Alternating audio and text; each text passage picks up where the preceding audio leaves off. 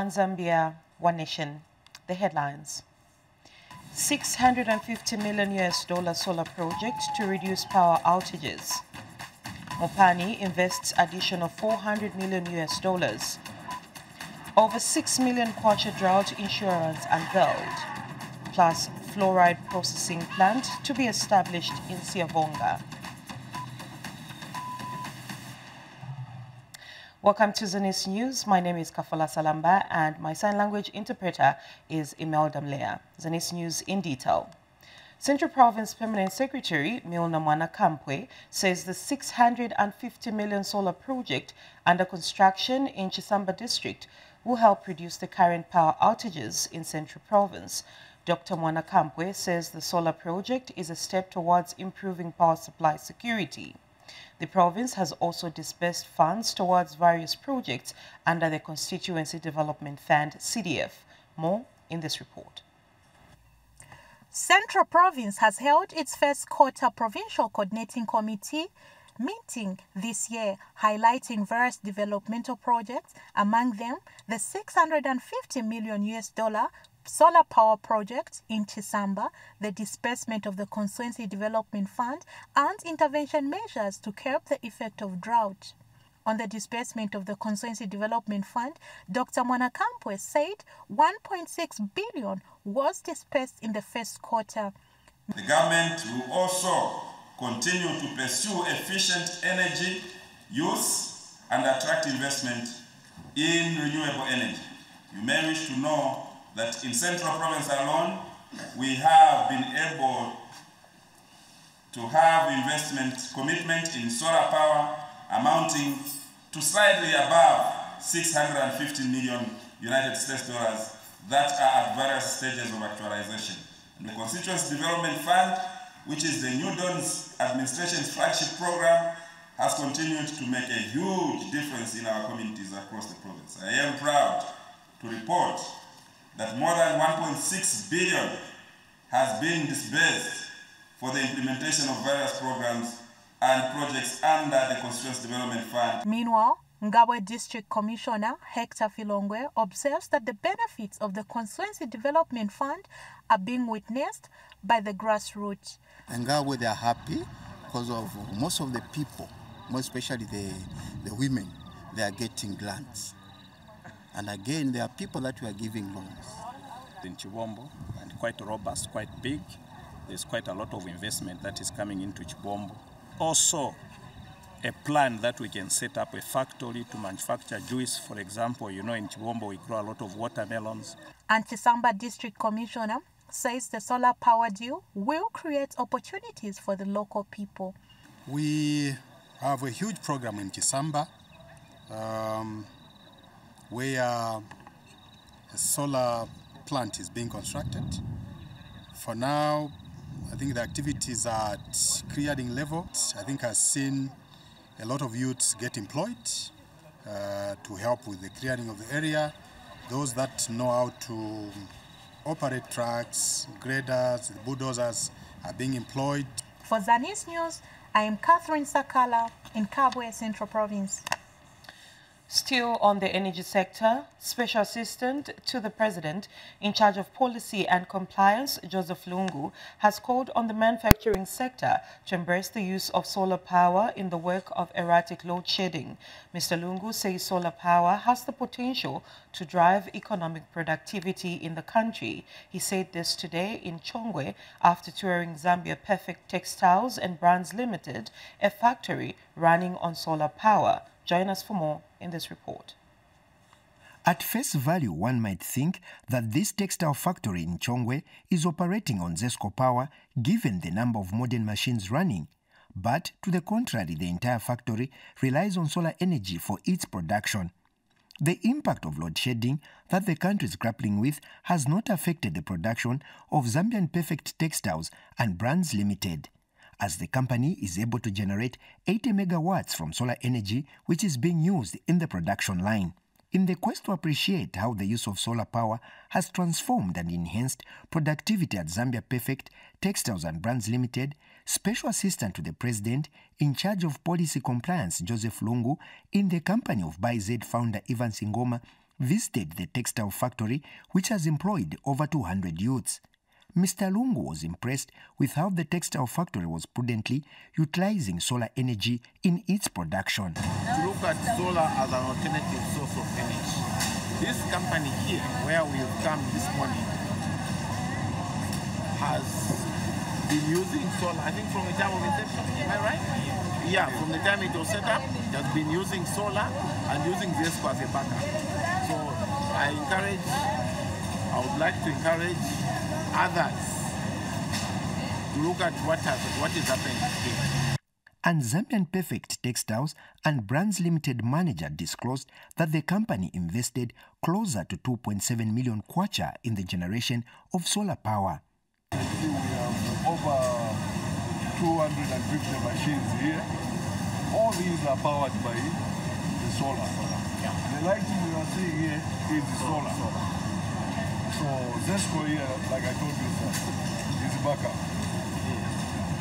And ByZ founder implored other companies to emulate Zambian Perfect Textiles and Brands Limited to embrace the use of solar power in the wake of erratic power supply. One aspect should be number one, because most of the time that the local consumers have been complaining that local products are of very substandard quality. And so now we need that assurance. You have to market. Everyone wants to support local companies. Please afford the highest standard. Meanwhile, Zambian Perfect Textiles and Brands Limited has donated modern sewing machines to 3 learning institutions valued over 100,000 kwacha.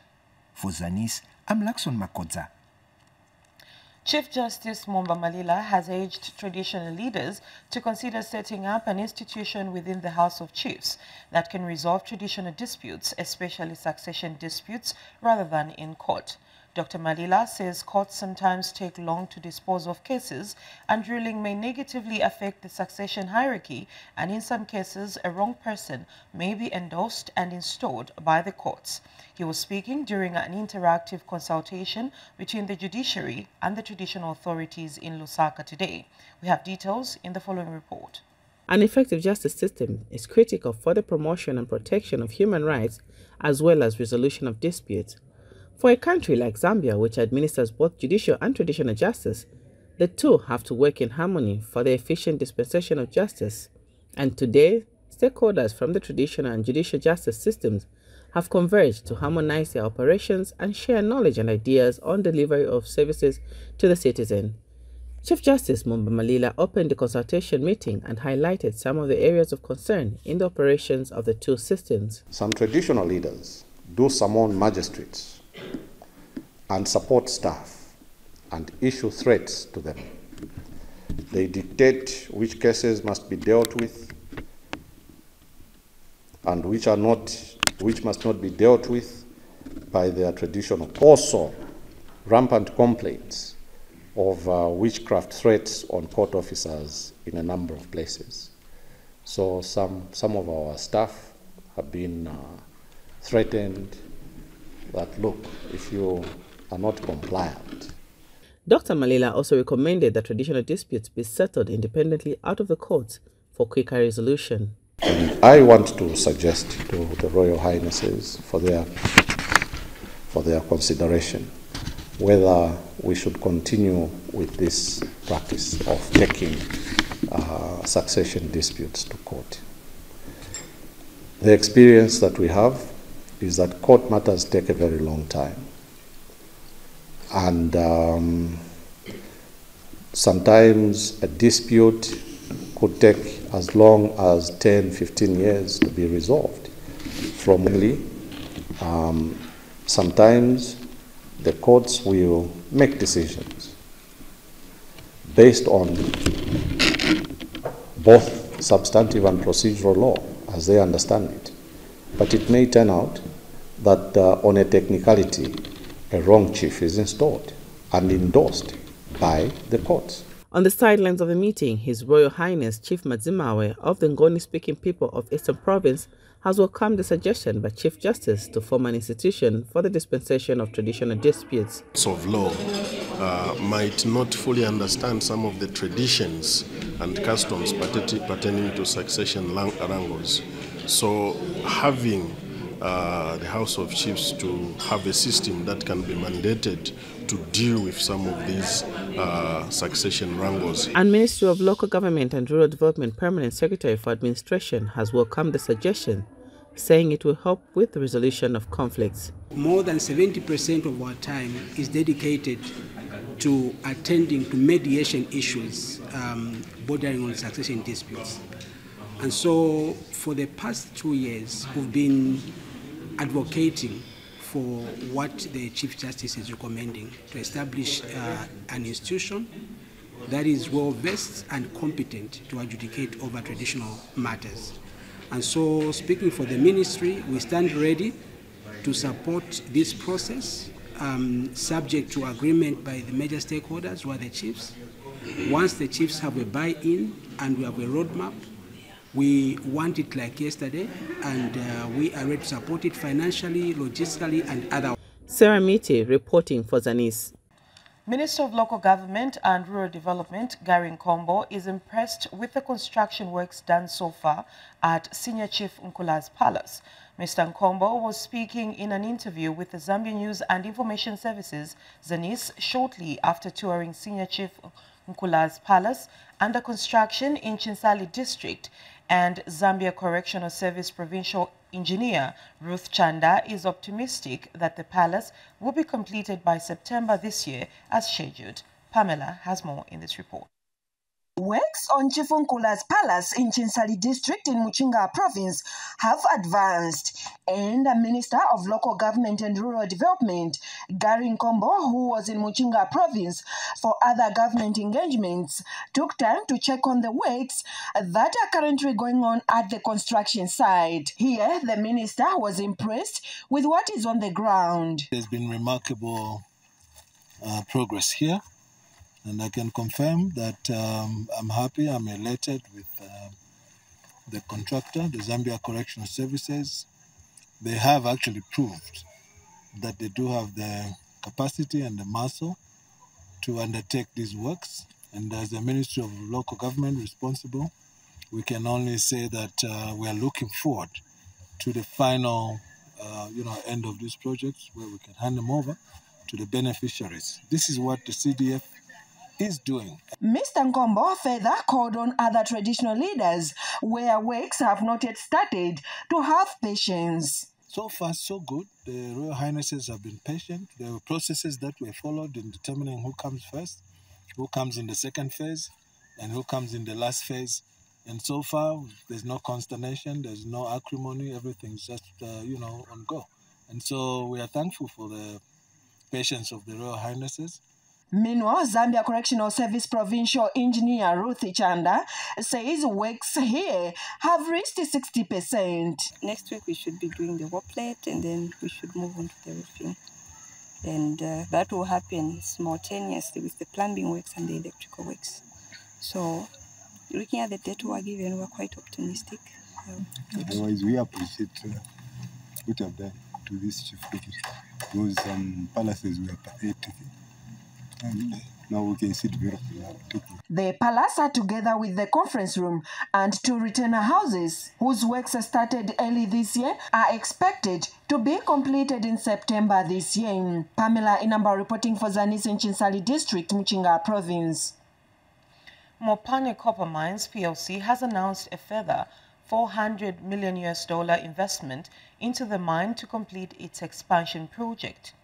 Mopani Copper Mines Chief Executive Officer Charles Sakanya explains that the investment will go towards the Synchronorium shaft, Ndola shaft, Mufulira shaft, and the concentrator.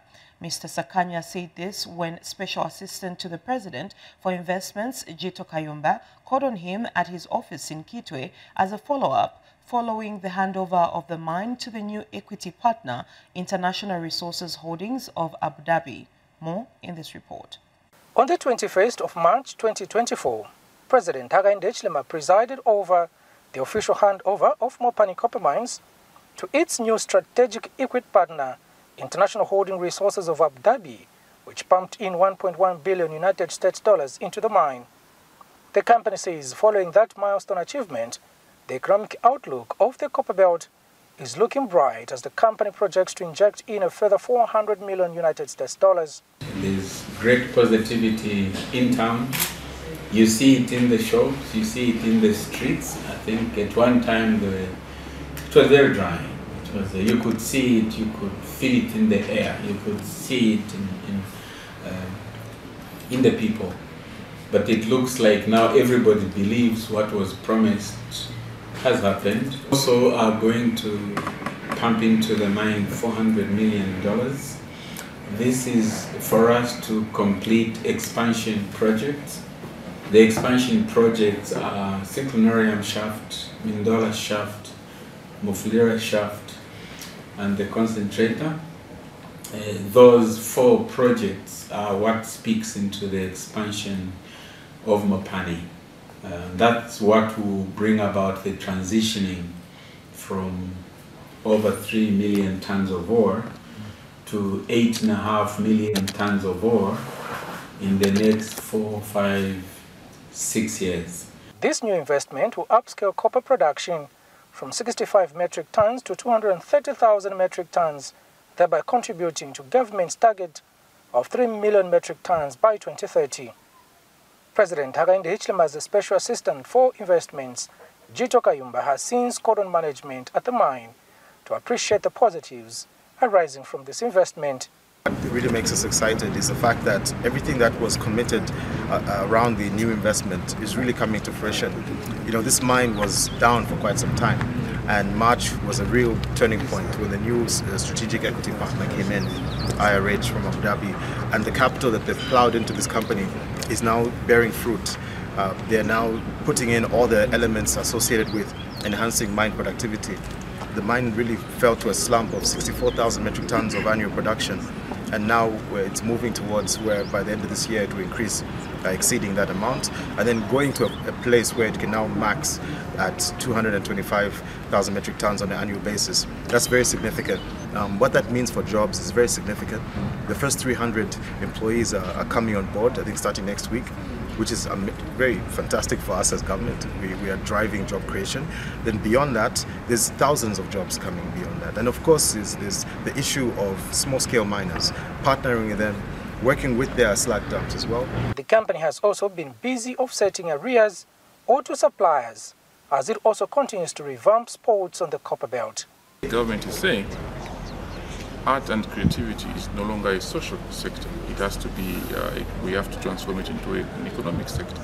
What that means is that we'd like to see more investment in the creative sector. We'd like to see more investment even in the sports space, so that then the growth of these sectors and the growth of the creative, the growth of sport is not anchored on government funding or government grants, but on investment. The Zambian government, through ZCCMIH, owns 49% shareholding, while IHR holds 51% in the mine. Kalan Muchima, reporting for Zanis in Kitwe. The Zambia Congress of Trade Unions and Civil Society Organizations Coalition has called on government to expedite the ratification of Convention 190. ZCTU Deputy Director for Gender, Youth and Child Development, Milimo Kapombe, has reviewed that gender-based violence and harassment cases are prevalent in the workplace, but that there are no laws in place to handle such cases. More in this report. A safe working environment is cardinal in safeguarding the well-being of employees and thereby ensuring that there is high productivity in any given organization. For this reason, the Zambia Congress of Trade Unions and some civil society organizations have converged in Ndola to address the alleged increase in cases of gender-based violence and harassment in the workplace. Gender-based violence is now a norm in a workplace, but the sad part is that there are no laws in place to handle gender-based violence and harassment. There are very few workplaces which have specific policies to deal with GBVH. Trade union leaders, they should really step up and ensure that the worker is safe. they shouldn't just concentrate on issues of bread and butter, but also on the environment that the worker is working. The alliance is optimistic that domestication of Convention 190 is the way to go if the country is to reduce gender-based violence and harassment cases. We'd like to call upon government and the cabinet to actually expedite the adoption or the ratification of this one, so that we domesticate it and make it into a law that is very existing, which will be actually beneficial to all of us. If we domesticate it, it will actually make us much stronger as employees. Also will make us more alert as employers, so that we don't create any form of imbalances in terms of how people have to behave at work. So domesticating it into our laws give us the power to actually own it. Meanwhile, Transparency International Zambia has called on the inclusion of the media in the Trade Union and Civil Society Alliance.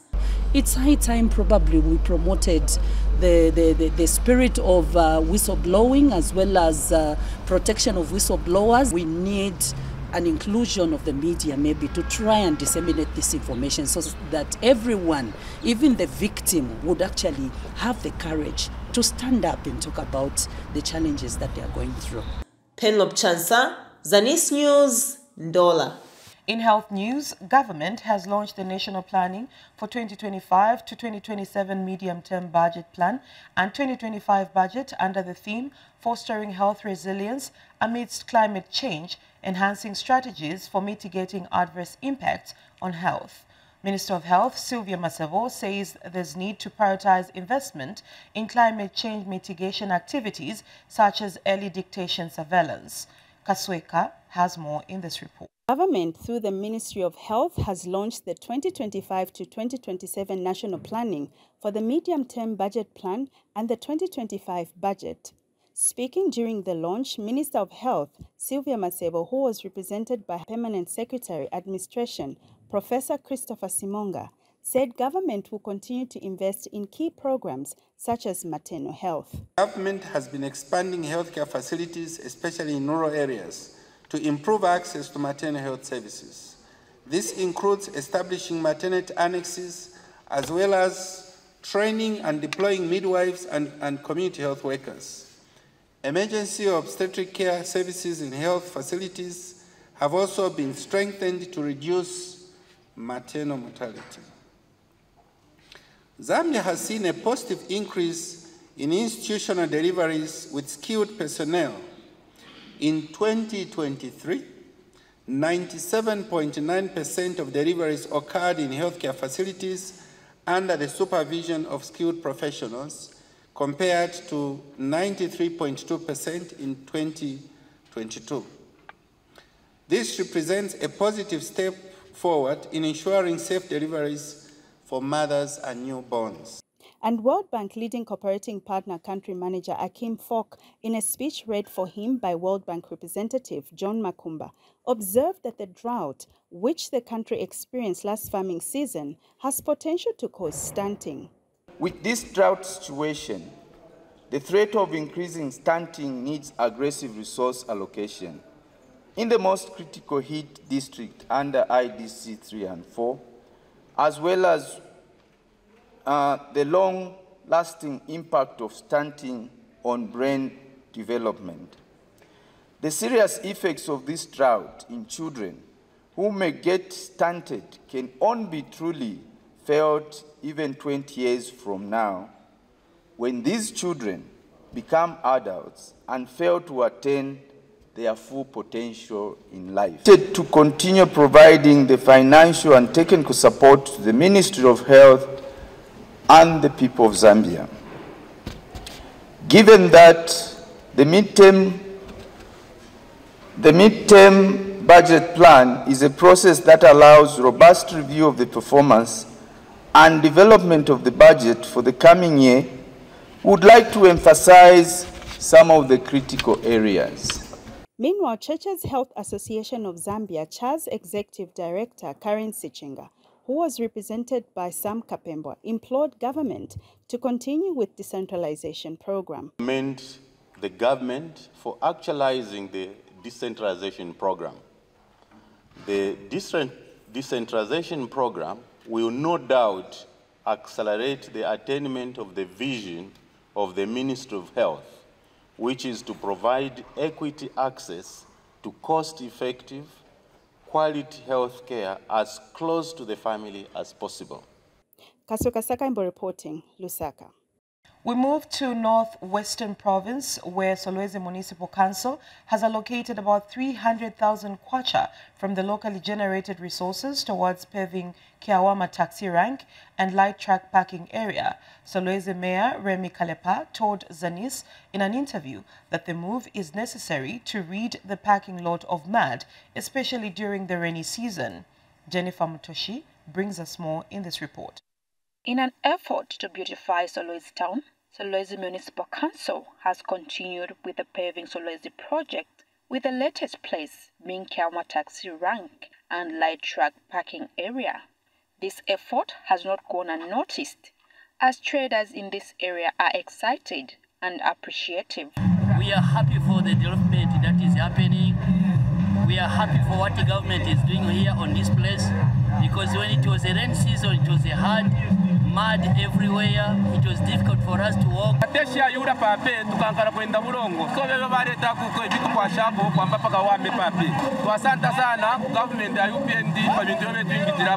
Solwezi Mayor gives details of the project. Paving Solwezi is one of the projects that we've embarked on. We know that we have targeted a number of places in the CBD as well as MITEC. So Kiawama is just one of the examples when we talk about commitment in terms of paving of our district. It's a benefit because we are going to have a conducive all-weather environment. For the entire process to be completed, I think it should be about, if I'm not mistaken, it should be about 200,000 kwacha, plus buying material and of course labor costs. The project has also created jobs for the local people.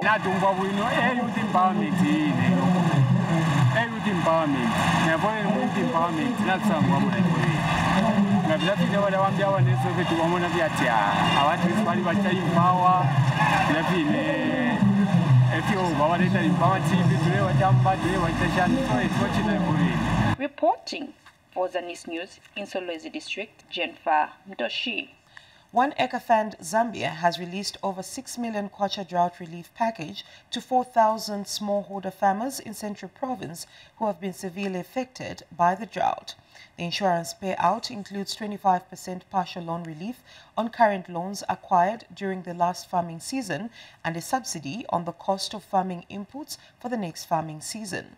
One Acre Fund Field and Impact Associate Isabel Perry said this is part of the organization's effort to respond to devastating effects of drought, which has strained the economic and food security of vulnerable communities. Zambia experienced one of the most aggressive forms of droughts during the last farming season, affecting a significant number of small-scale farmers. Over 1 million hectares of maize were destroyed, leading to a reduction in crop production, thereby threatening the country's food security. In Central Province, the drought has left smallholder farmers in stress, threatening both their livelihoods and the region's food security. In response, One Acre Fund Zambia has stepped forward with a substantial relief insurance payout worth over 6 million kwacha. This is a critical intervention that highlights the essential role of targeted support in sustaining vulnerable agricultural communities. Zambia experienced severe drought due to the El Niño event that led to devastating losses. As a result, the organization received a significant payout. To continue our efforts of supporting farmers to relieve the burden caused by the drought, One Acre Fund has decided to use the payouts to offer partial loan forgiveness on the current loans and subsidize the cost of inputs for the coming season. This payout, we are offering the following support to farmers.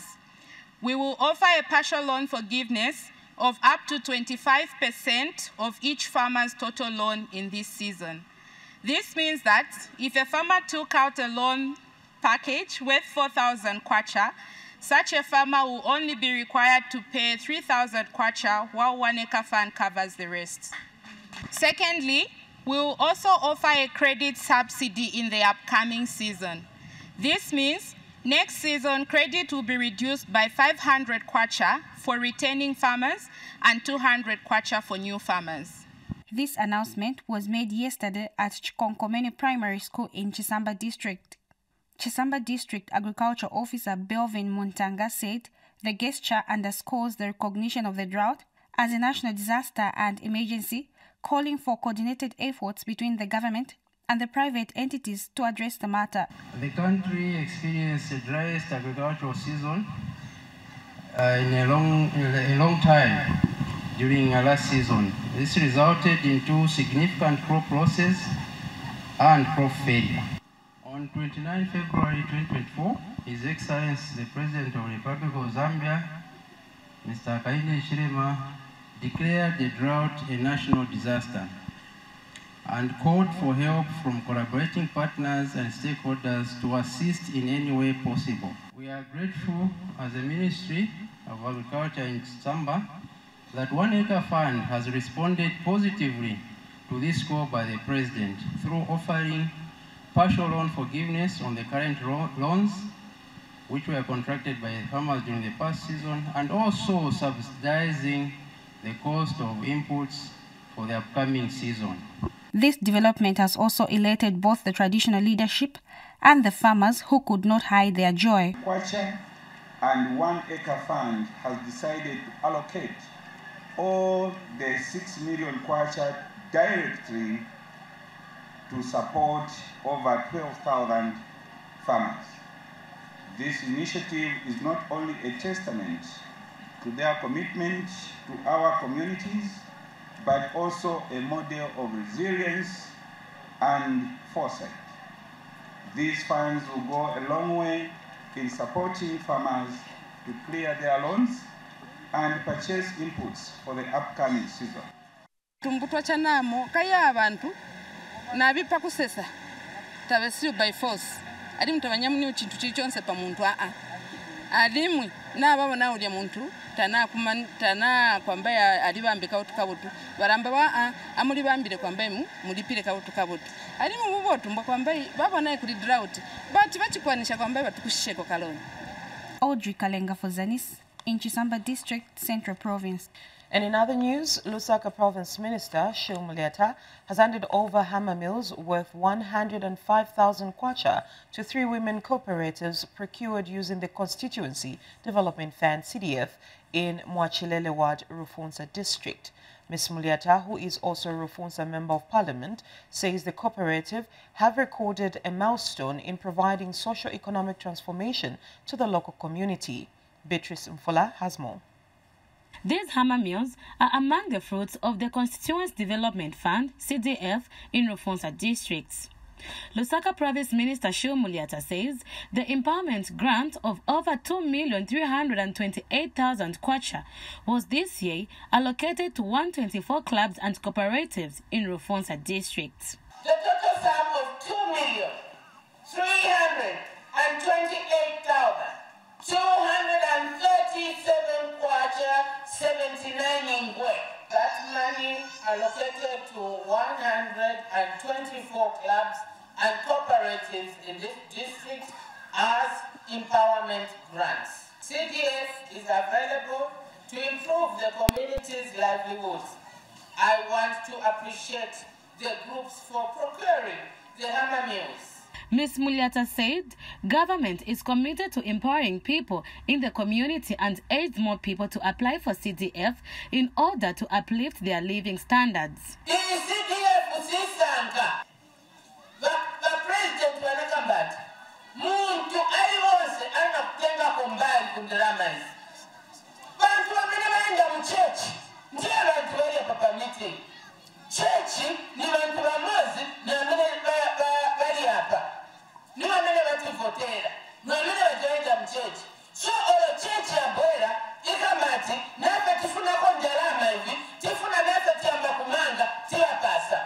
Meanwhile, Rufunsa District Town Council Chairperson Kenneth Mylon says his office will on June 24th this year start receiving new application forms for various empowerment programs and has encouraged people to take advantage.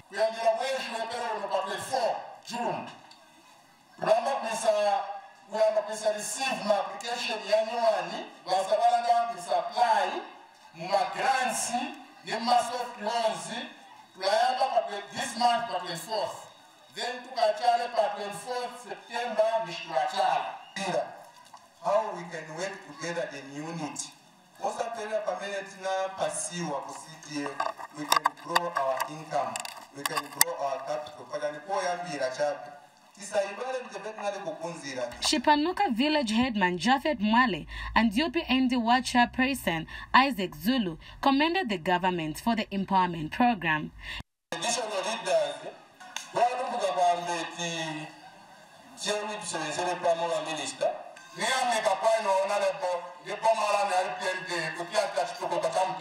Beatrice Infula for Zanis News in Rufunsa. Ministry of Information and Media Director spokesperson Henry Kapata has commended Eastern Province for being proactive to the drought disaster and checking on the performance of the program in the region.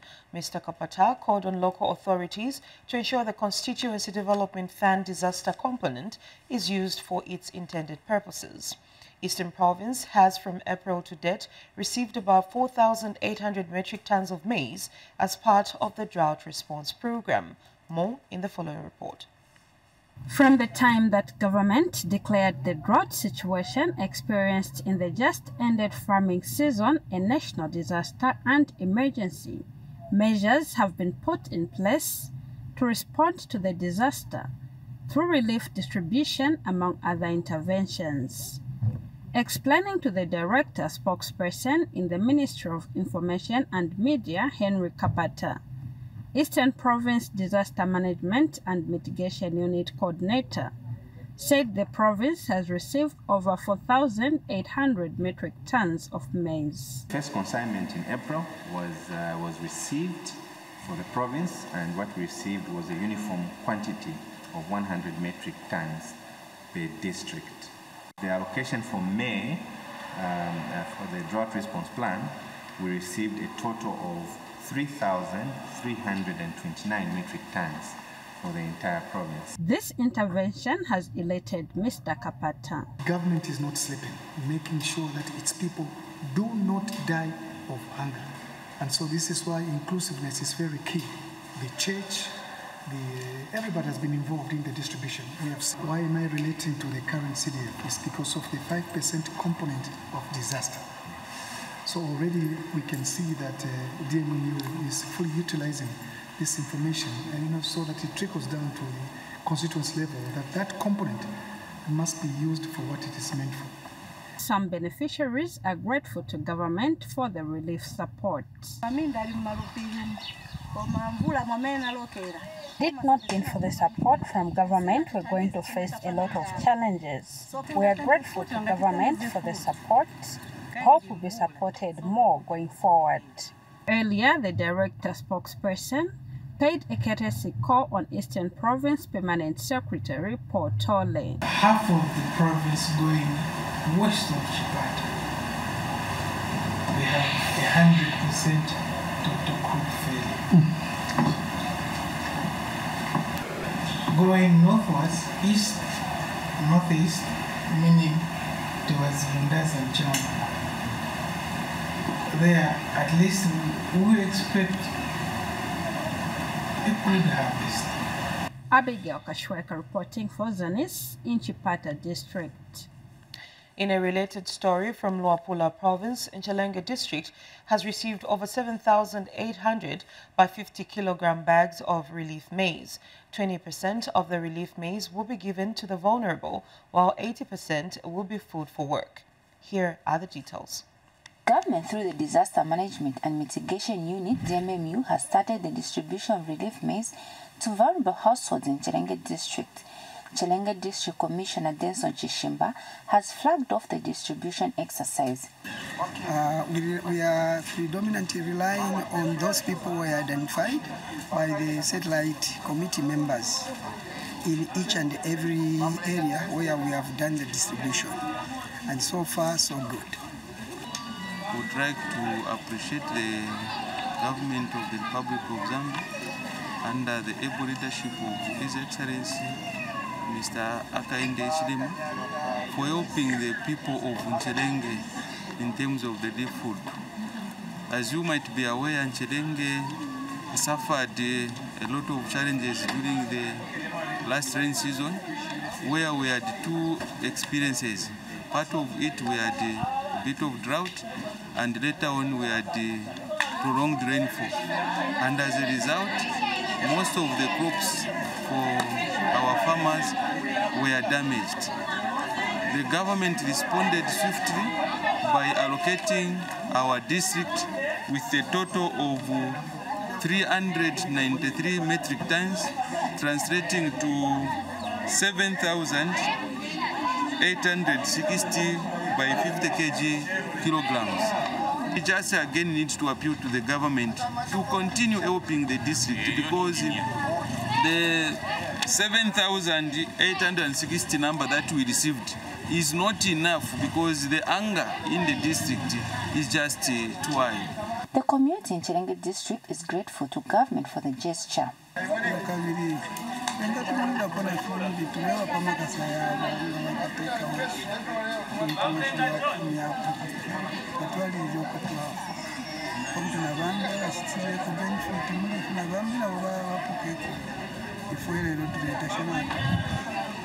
Tuletotera ifyo batata bakateeka batuchitira baechechi batupeera ko bwafwirisho kwa bantu ifyakulya fyalyonaika. So tuletotera sana pamaka chakwe batirimbira kambi kuti babwekesha hapo mutashefu tuleta shamufyo batuchitira. Yvonne Nombo reporting for Zanis News in Chilenge District. In business news, Siavonga District Commissioner Geoffrey Jacopo has commended Olinda Mineral Mining Company for its intentions to establish a fluoride processing plant in the district, as it will help create more job opportunities for the local people. And company managing director Mahadi Awada says the company is committed to creating over 500 job opportunities once the plant is established. More in the following report. This piece of land has been earmarked for the establishment of a fluoride processing plant in Snadambwa Chiefdom in Siavonga District. The investor, Olinda Mineral Mining Company, is into fluoride mining, which has created over 200 job opportunities for the local people. And once the fluoride processing plant is established, over 500 job opportunities will also be created. Siavonga District Commissioner Geoffrey Jacopo assured Olinda Mineral Mining Company of government support as it supplements government efforts in job creation. We would want to see to it that on a finished product leaves this place, everything should be done here. Let employment be created on those people who are doing the actual mining, and then processing also. More employment will be created here. The commissioner called on the mining company to ensure that workers have protective clothing. We don't want to see situations where people are wearing tropicals. What they must have proper safety boots. Olinda Mineral Mining Company Managing Director Mada Wada disclosed that the company is committed to ensuring that a fluoride processing plant is established in the district. Now this Zambian team is very nice and very high qualities. Yes. Now we're going to build this factory to make more jobs for. Brandina Lambwe reporting, Siavonga District, Southern Province. In agriculture news, Transforming Landscapes for Resilience and Development has held association called Waliamponda Fish Farmers in Lunga District, Luapula Province, for its exemplary model of adoption to fish farming. Lunga Council Secretary Gilbert Sendama says that adaptation techniques are commendable, considering that fish pond ventures have been failing in the area due to flooding. Here's more from Peter. With a period of severe climatic changes affecting different global communities, it is necessary that people seek adaptive climate resilient sustainable solutions. One such grouping being commended as a model to emulate is the Walyamponda Fish Farmers Association in Lunga District, which is making scores in fish caging. The fish farming project is necessary in Lunga because this is the main industry, the original main industry, which mainly relies on the open waters. So caging in terms of fish farming is a very good option for Lunga, so that we have targeted communities that would benefit directly in terms of economic development. So our plea is that if the World Bank through the Trala project or program could also extend this project to other chiefdoms and also expand the project that is currently going on in Walyamponda. Fisheries and Livestock Coordinator Stanley Chibwe and Trad representative shed more light. We managed to stock 2 of the 4 sets of the 8 by 8 by 2 meters dimension of the floating fish pens. This kind of model of fish farming so far for Lunga has proved a success, because we have seen that in the past fish ponding has failed due to flooding. So we are calling upon all well-wishers, all able funders to come in handy and support this particular intervention. At household level, they might be able to have income and be able to sustain themselves and their children. So we are very much delighted as a project, and we hope this investment can also be emulated by other fish farmers within. The association, which was empowered by 600 kwacha from Tralad, bought and stocked fingerlings and has so far harvested 2,390 fish from a 14x4 dimension fish cage. Mary Mulolo, Vice Chairperson for Walyamponda Fish Farming, expresses her gratitude. Ukusombola tusombwele na tutasha fwebene kabina bambi na batasha na bamona mu buyantanshi bafye twale sungesa iliesa bitusombwele na tupanga soteje iyo twala mukushitisha nga group after nga twashitisha again tukatitari stock sabilimbi tukashita mutuma fingerlings na tumbi mlando wako bati natusanga mwati muri ubuyantanshi muri lisabi. Peter Shuaya for Zanis, Lunga District. In international news, government says it will continue to engage the private sector as it is one of the drivers to economic development. Ministry of Finance and National Planning Permanent Secretary for Economic Management and Finance, Dennis Chisenda, says government will take advantage and collaborate with the private sector in order to enhance national development. Mr. Chisenda told Zanis staffer Lemili Kando in the neighboring town of Victoria Falls in Zimbabwe that the private sector plays a key role in the transformation of the country's development. He said this at Chief Executive Officer's Africa Roundtable conference held in Zimbabwe at the Elephant View Hotel. The conference was officially opened by Zimbabwe President Emmerson Mnangagwa and engaged business executives, entrepreneurs, government officials, among others, in finding solutions to some of the economic problems that Africa is facing. We are meeting CEOs, chief executives from the region.